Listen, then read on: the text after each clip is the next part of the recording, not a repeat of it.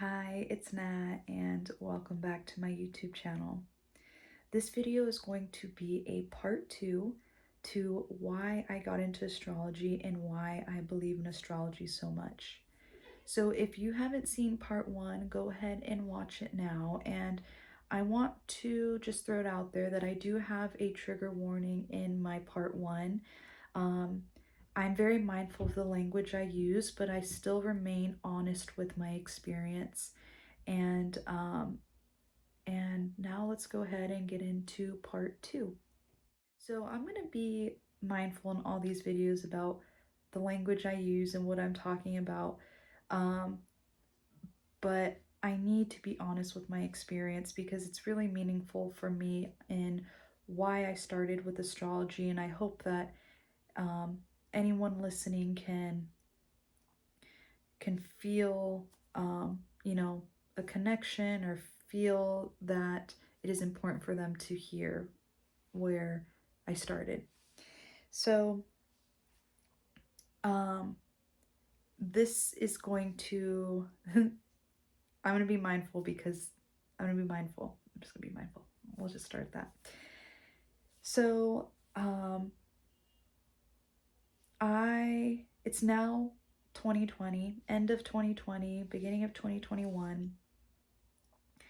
I am really looking inward at my relationship patterns, and the really hard truth about when you experience sexual abuse or any type of abuse in a relationship is there's a moment where you are blaming yourself. There's a moment where you are telling yourself, I knew that this person had red flags. I knew that this person wasn't right for me, but I chose to pursue it anyway. I chose to stay. And that is just like a common mindset when it comes from someone who's been in an abusive relationship and is trying to recover from it. And then there's that other side of me where I'm like, I need to take care of myself. I need to take care of my body. I need to take care of my spirit and my soul right now. Like, there's just this back and forth between blaming myself, but also being honest with how do I avoid these people in the future? And also being like, this isn't my fault. This is not my shame. I will move on, I will carry on, and I will be stronger, and I need to focus on myself. So, first, let's talk about the hard one, which is blame. And I'd maybe say responsibility. So, when this happened, I was really looking at the type of men I was dating, and I was realizing the patterns that I was playing into. And it really had to do with me wanting someone around, and that person could be of low quality, but I wanted someone around. And even a man that wasn't giving me what I needed, wasn't treating me the right way, I was okay with having a man around because I just wanted someone around. And that was a hard truth to understand.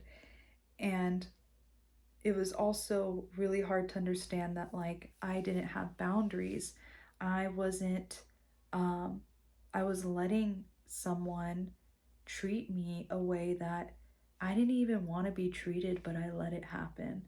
And um this isn't blame for the sexual abuse that happened, but it was my way of taking responsibility for my own patterns that I saw I was playing into. And relationship patterns, they cross into every type of relationship, whether it's romantic, friendship, business relationship. Like, your relationship patterns can easily intersect with any type of relationship. So this is something that I knew I needed work on. And the first thing was realizing my patterns. And and realizing that like I had to take responsibility for who I let in my life, and I had to take responsibility for standing up for myself and setting boundaries when someone was not treating me right. And then I had to take responsibility for leaving a situation that's not good for me. And that was a lot of work, and that is work. That is like, it didn't just happen after this life changing event for me and then I've worked on it and fixed it in 6 months or a year. No, this is like continuous awareness of this pattern and continuous work that I will need to do. So that was like a hard lesson. And the other side was empowering. So I was dealing with responsibility and then dealing with how do I empower myself? How do I become stronger? How do I heal from this? And this is when I'm going to be mindful of the language I use because YouTube might flag it. Um, but, and I can talk about this for days. And if anyone is listening right now and needs help with this or has experienced something similar to what I've gone through, I would love to share how I healed and my approach to how I healed from sexual abuse. So the the other work that I was doing was, how do I get my confidence back? How do I release the shame? How do I still be connected with my body? And then how do I like love myself and know that like this wasn't my fault, and I will find loving and deserving and worthy people in the future that will take care of my body just as much as I do. So I really turned towards, I called it restoring intimacy with myself. It was a conscious um, journey of celibacy. And, well, actually, I don't know. um, you'll see. It was a conscious journey of not sharing myself with anyone and only sharing myself with me. And I called it restoring intimacy with myself. And I also called it um, giving myself consent and restoring consent.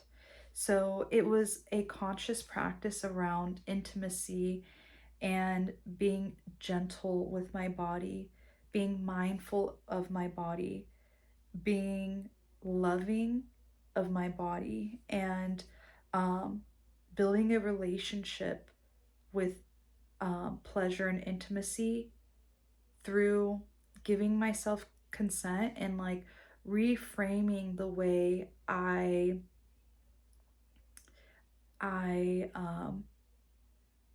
deal with pleasure, experience pleasure.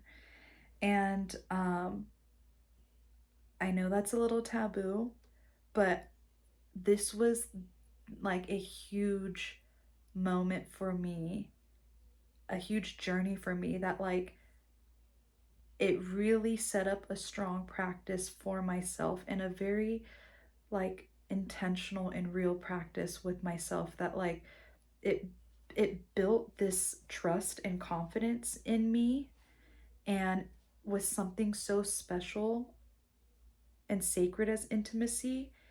I never looked at it like that beforehand, but now I look at it so differently and with like love and respect and sacredness.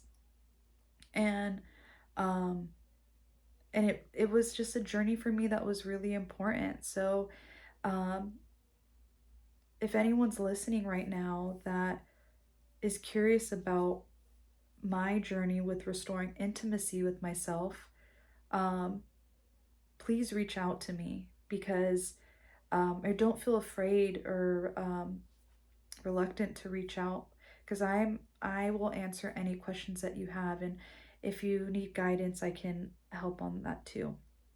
Um, but there's what came from that is um and I'll it's like 2020 2021.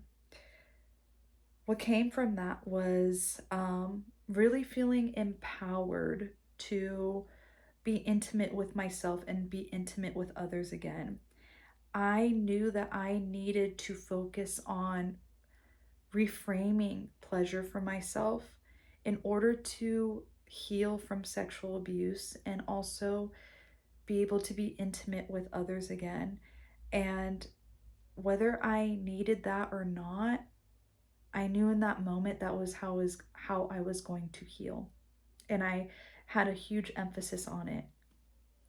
And um and I felt really good about myself during the whole process and afterward. And it led me into this next life event that I want to talk about. So, this is going to be it for part two of this video. I'm going to make a part three, and um, I want to tie up part two with saying that I had a really good experience with healing from sexual abuse based on what I knew I needed, which was to heal intimacy with myself. And I am going to get more in detail with that later. Um, and maybe part three or part four if I need to. Um, but my mindset was that I healed from this. I'm healing from this. I feel better. I feel confident. I have my self esteem is back. Um, and I truly felt that I could go out and be fine again. I truly felt that. And I knew that I was good. I knew that I was okay. Um, and that's going to lead me into part three. So, thank you all for listening, and go ahead and check out part three. Take care.